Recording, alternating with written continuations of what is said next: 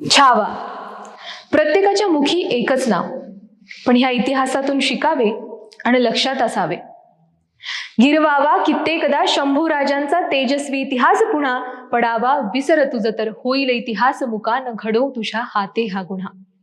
अवघ्या 14व्या वर्षी लिहिला ग्रंथ आणि काय साहित्य पुराणाची शंभूच्या मुखी वाणी.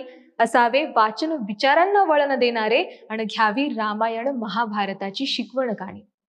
अवघे वयवर्ष 16 आणि शंभू राजांपायी शत्रू पराभवात नाहले. तोड तुझी वयोमर्यादा कर्तृत्वाचे वय तुझे कधीच जाहले. भूषण किती शंभूस आणि जाणे धर्म परंपरा संस्कृतीचीही ठेव. करावी तू ही धर्मभक्ती रोज आणि मुखी असावे हर हर महादेव.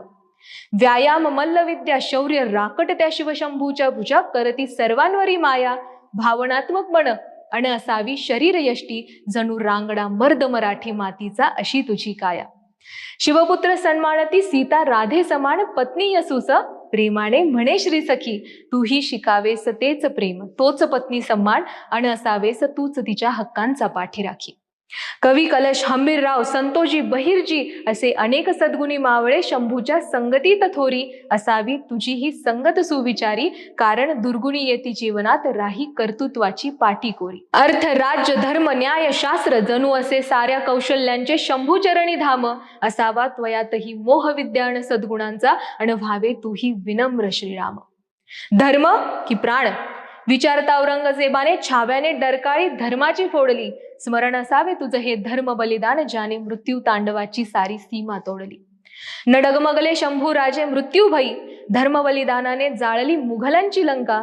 क्षणिक मौजे पायी द्यावी आदर्शांची आहुती अशी न यावी त्वयी म्हणी कधीही शंका. जन्म जसा शिवतेजी छाव्याचा मुघलांच्या रणी पेटला. मूल्य स्मरण असावे तुझही तू त्याच मराठी मातीत जन्म घेतला. तू त्याच मराठी मातीत जन्म घेतला. छत्रपती संभाजी